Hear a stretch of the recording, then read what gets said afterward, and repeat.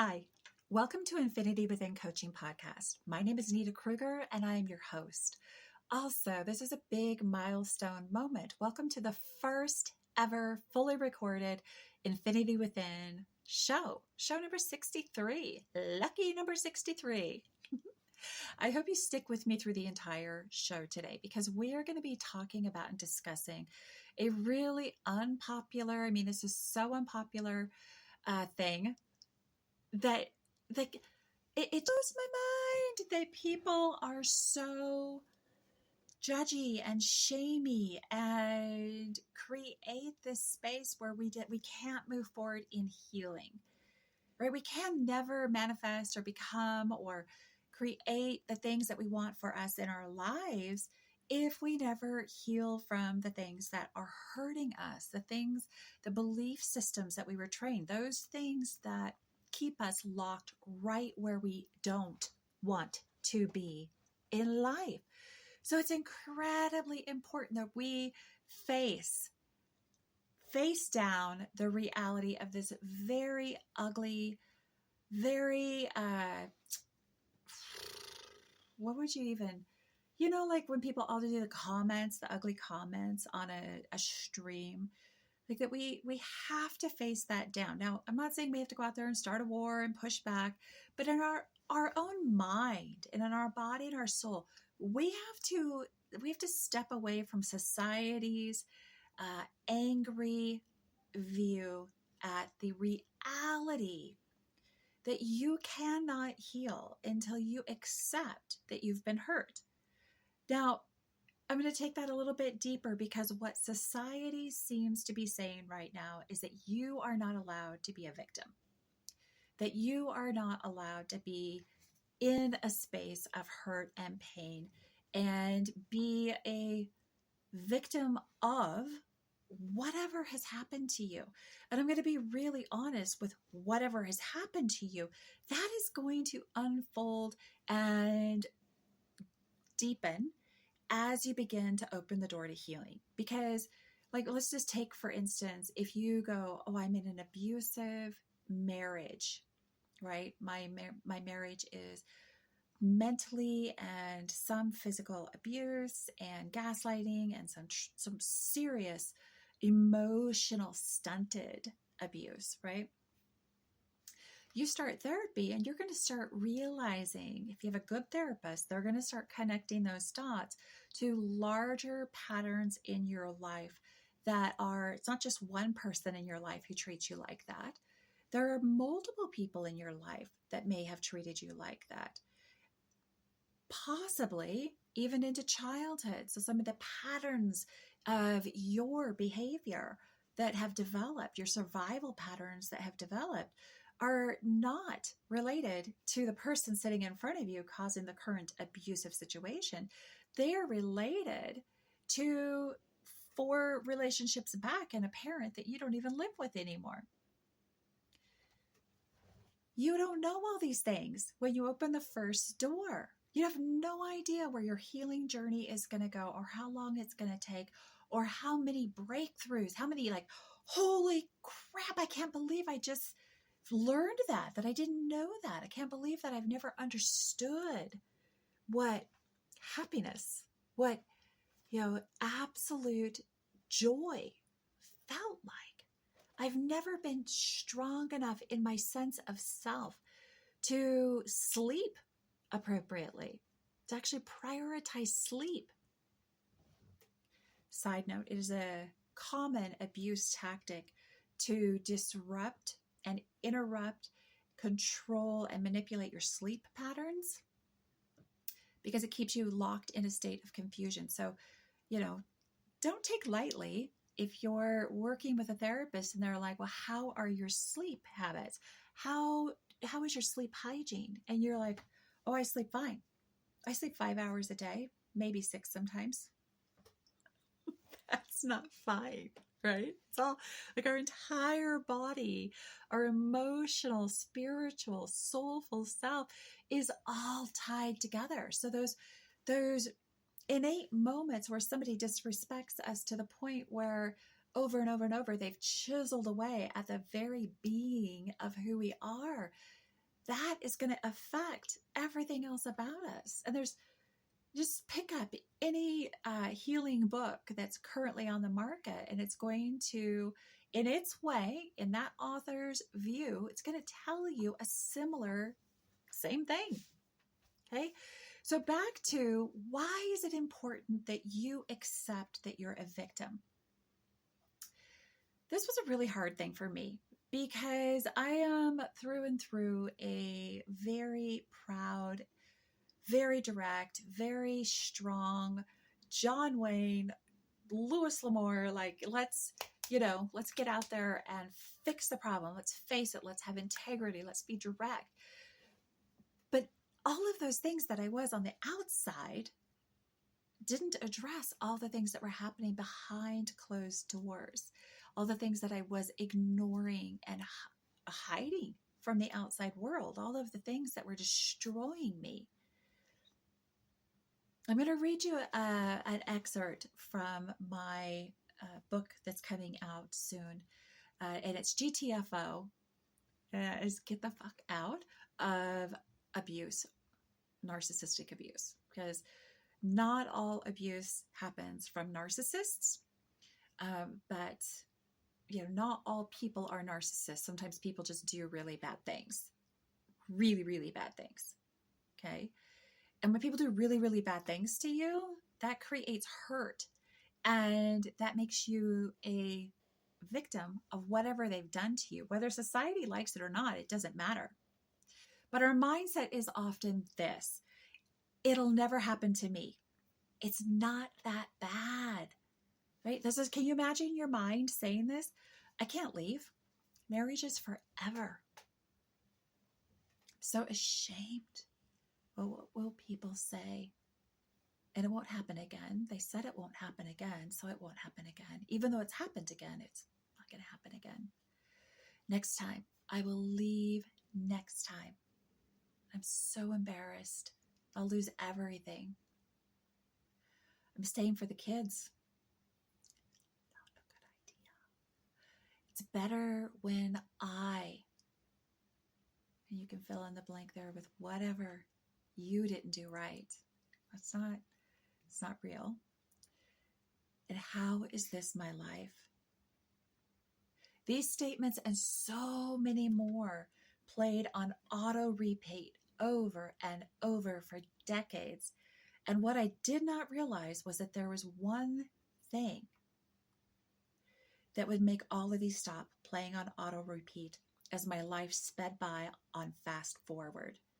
And what was that one thing? It's honestly laughable now, decades into the micro moments, and to be here writing this. It's laughable because it's something I always possessed, and I had the full power over, and so do you. The missing magic was to make it all stop. All I ever had to do was change me. And I think that that's the interesting thing. Why is this important? Fabulous book, by the way, coming out soon, and I'll keep you informed and updated on it. Yes, that is my personal opinion. It's not a personal life story. It's a recovery. It's a how-to coaching recovery guide interwoven with personal moments of growth and acceptance of my journey. But why is it important to realize, to grab onto the silver thing, that in any situation, like what do I have the ability to control? My actions, my reactions, my mindset, my attitude, how I show up, what I bring to the table. Even in an abusive situation, I can only change me. And in today's society, with this drop your victimhood, which I think is incredibly, that's like telling people not to feel. It's like telling people to shut off all your emotions, pretend it didn't happen, and get the fuck on with your life. Well, when has just yelling at the problem to stop ever made the problem stop and go away?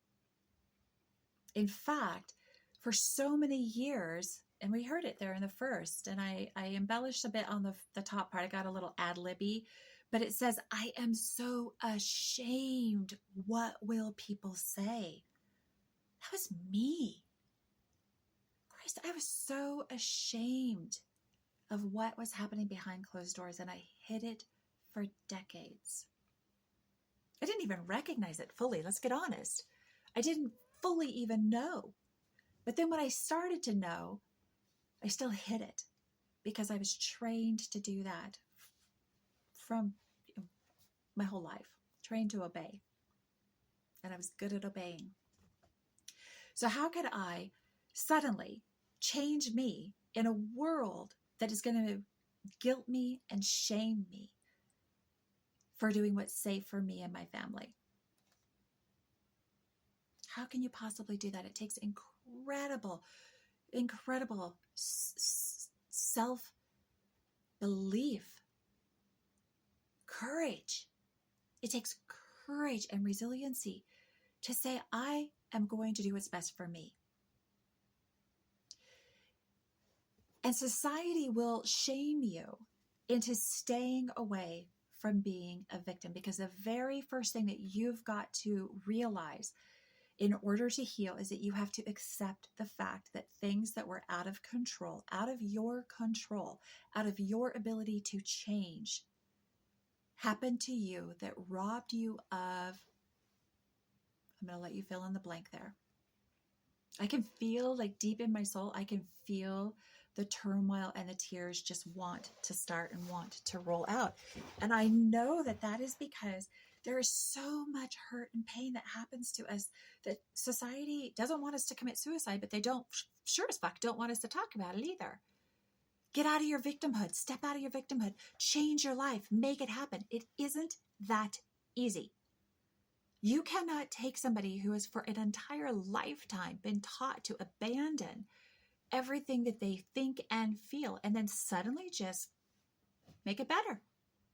You have all these hurts, you have all these pains. You've been physically, psychologically, mentally, financially, digitally. You've been stalked. You've been just through the ringer. But suddenly, you need to just fix it. Well, I call bullshit on that. I think that is one of the most toxic things in our society right now. This bouncing around that we're supposed to heal magically without ever understanding that we're actually a victim to somebody else's disgusting behavior. The first step to changing me, like it says here, the missing magic was that to make it all stop, all I ever had to do was change me. It took me 4.5 years of really hard work in therapy, being very self-accountable, and having my therapist really, because I wanted to change so bad, point out to me the evil atrocities that happened to me because I had so normalized them. So when you have social media and society screaming, shut up about your victimhood, I believe what they're not saying is that there are some people out there who have a minor stubbed their toes and they just stay in that space of pain. But we really can't ask people to get out of that space of pain. That has to come at their own time frame. So if society is mad that somebody is hurt or that they keep harping on the same message, then all society has to do is turn the channel from that person, unfollow them, unfriend them, move on. But by God, don't sit there and shame them, guilt them into staying right where they're at because they're not moving at your space, at your pace. The real question here for me would be is why? Why would anybody care? If this person's moving at a turtle's pace and headed towards the finish line, and this person over here who has completely different trauma, completely different upbringing, completely different life, heals much faster or pretends they're healing much faster, right? Nobody actually knows what's going on inside of somebody else's soul. Very few people ever get to know each other at that level where they can truly, truly be in the presence of their soulful self. We have so many masks and we have so many protective measures, right? And that kind of brings me to an interesting thing, right? If you want the end game of your soul's desire, your purpose on earth, what's going to bring you bliss and happiness? What does that manifestation look like? It looks like you allowing people to see the genuine you. Whew, scary, right? It's not so scary. It's not so scary when you compartmentalize the fact that these bossy people out on social media don't get to have the right to shame you. They don't know your story. Even if you're talking about it outwardly on social media, they don't actually know. And why do they care? Right? If your story is just giving somebody fuel to bitch, I would hope that you would cut them out of your life. That's a boundary. That is self-love. That is what I would really hope and pray for you, that you prioritize yourself to anybody who calls you like you're stuck in your victimhood. I would just say, get the fuck out. You're not welcome here. Now, that might mean that you're going to literally cut somebody out of your life, be it permanently or temporarily. That you are going to sit down and have a conversation with somebody and say, look, I don't appreciate this. I think it's disrespectful to what I'm working on in my life, and I need a break. I need a break. How you feel about that is not my problem. That's yours. I need to protect me because that's what I've not been very good at in my entire life. We have to also look at, why are these people so opposed to victimhood, to being a victim? Again, I think there's a slight variation there, but people have to be allowed to heal at their own pace. And if somebody is stuck on stage 1 of 1.1 in the unwritten book of healing, right? Because there is no, you have to do this, then that. It could be for one person, you do this, then this, this, this, this. For another person, you do this. Holy hell, I just hit ice and I'm going this way. There is no one path to healing your trauma. But the first step is admitting that you are a victim of something. A victim of, and I'm going to let you fill in the blank there. Alcoholism, addiction. Why? Why did you become there? Why did you get there? There's something back there. Maybe it's genetics, right? You can be pissed off at your genetics and you can work with a therapist to be unpissed off and change your behavior. But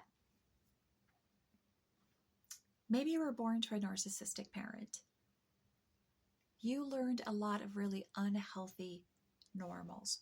Maybe you were born to a parent not in touch with their emotions at all. Again, you would have shut down and removed a lot of normal feelings and exploration of self. You were a victim of somebody else's lack of parenting ability. There's all kinds of things. It could be like an immediate trauma, car wreck. So it's important that we get in touch with our reality of being a victim. I've also experienced, this is why I just feel so cranky about this attack on victimhood.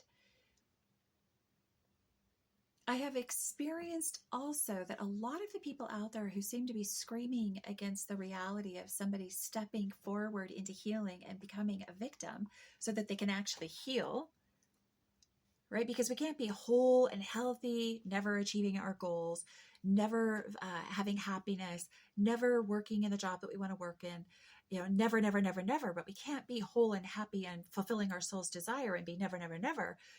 we have to face what's going on, and we have to get real about what's going on. So why do people want to keep you from doing that? Why would somebody want to scream, get out of your victimhood? What kind of personality would do that?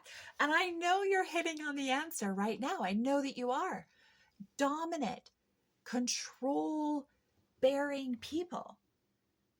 Okay. I believe there are some people out there, some entities or what would those be, like shows that you follow who scream on that, get out of your victimhood, because they're just jumping on a train. They're just jumping on a train. It gets likes, it gets views, it gets conversation started. And that's all they want is their algorithm to just jump. Well, that'll do it for you. Okay. But if you're an entity that wants to help people heal, how dare you? How dare you not meet people where they're at? Because if you want somebody to get out of their victimhood, fucking give them tools. Give them tools. Give them a guide. Give them a hand. And for fuck's sake, don't film it. I'm mad at society's hate, shame, guilt, betrayal of those on the healing journey. I'm mad at that. I'm disgusted by it. I loathe it. Recently, I saw somebody just kind of jumped on the bandwagon of this conversation about, victimhood. You're never going to heal if you're in your victimhood. Ugh. And I had a rant. It wasn't here. I should have gone on social media and ranted, but quite honestly, we can only do what we can do in a given day. And I was so mad, but I did talk to my best friend, and we had a great conversation about it, because that is a lack of genuine alignment to your authentic self and your authentic brand. And if you truly believe that people are out there in their victimhood, well, then you are likely somebody who I would boundary the hell out of my life really, really quick, because you would be somebody who's not comfortable unless you're in control, not comfortable unless you're in power, not comfortable collaborating and seeing lots of different ideas. You're not a learner. You're a demander. And I've had quite enough of those in my life. We have to start, quite honestly, the reality of our life is that we have to start at the bottom when we want to heal. And we don't know where the bottom is until we hit it. And when we hit it, we hit hard. And the first rung up, instead of escaping the pain, we have to accept that we're hurt, that we were victimized. It isn't a bad word. It isn't a terrible word. It is actually the beginning. And at that beginning point, we can then begin to reach out for help, to reach out for ways that fit our core need at that particular healing moment. Because what you need in your healing journey is going to completely change as you climb through everything that you're doing.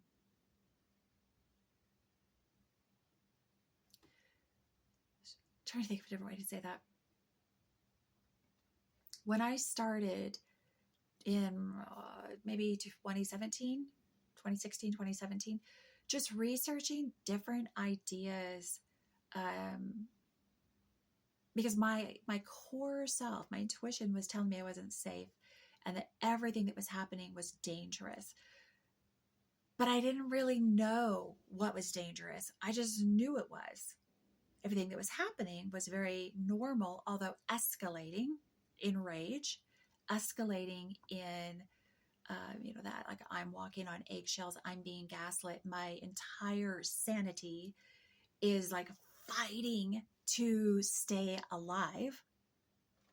So I began just really, really secretly researching different things, just different little tiny things, and reading what psychologists were writing. And then I would try to work those into my marital conversation, and it would unleash rage. Why would it unleash rage? Because I was questioning instead of obeying. I was changing the terms of the agreement. I was asking to be treated with dignity, respect. I was tired of living in fear. When you hit rock bottom, your intuition is going to say, like, I need help, and you will find a way to reach out for help. And then in order to maintain getting help and not escaping to drugs, alcohol, sex, gambling, video games, like who knows what your escape might be? Food. Who knows, right? There's so many things that we can escape to. We can be addicted to. We can be addicted to people. We can be addicted to our thoughts. I was talking to my best friend about this. Being just stuck in that. There was a long stage of my healing where I was literally stuck in anxiety, overthinking, dissociation, and panic attacks. Panic attacks are not fun. Anxiety is not fun. I encourage you to work through those. Reach out for tools. Get on the internet. Find a book. Find a resource. Find a coach. Get yourself to therapy and shut out the people shaming you for wherever you're at, because I'm sick of it. I am sick of victim shaming. All it does is allow abusers to abuse, and it stalls out people trying to break free. You don't deserve that. You deserve magic, authenticity, genuine relationships where people match your ethical integrity of self, where your quirky core confetti cannon self can just thrive and shine. Because by God, that's where you were born. So boundary out the people who don't belong. Trust your intuition. And if you're not positive that you want to kick them all the way out of your life, mute them, silence them. I can't tell you how many people on my own phone, my phone's right here, are muted. They're muted. They need to be in my life for one reason or another, but I don't have to listen to the phone ring or the text pop up or their wolf crying at all. So we have the power within us to change us.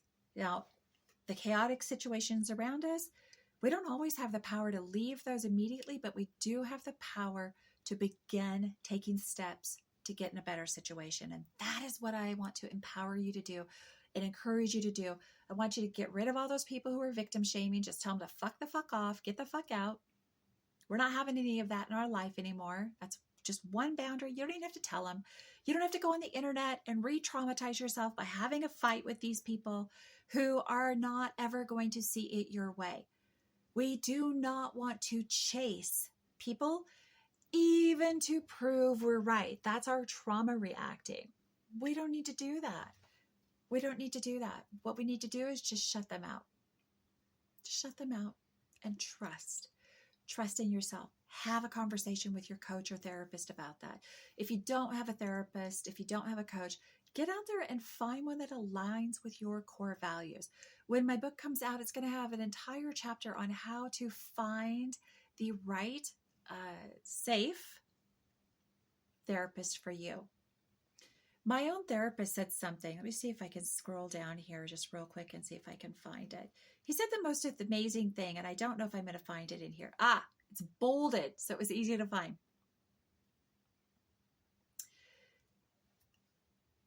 A coach or a therapist or healer can only take you in your healing journey as far as they themselves have gone. So don't be afraid to change direction when you need to change direction. Okay? This is Nita Kruger, bringing you Infinity Within Coaching Podcast, building that connection within you, because that is the connection that is going to get you everywhere that you want to be in life. Have an amazing day, and I'll see you guys next week. Thanks. Bye.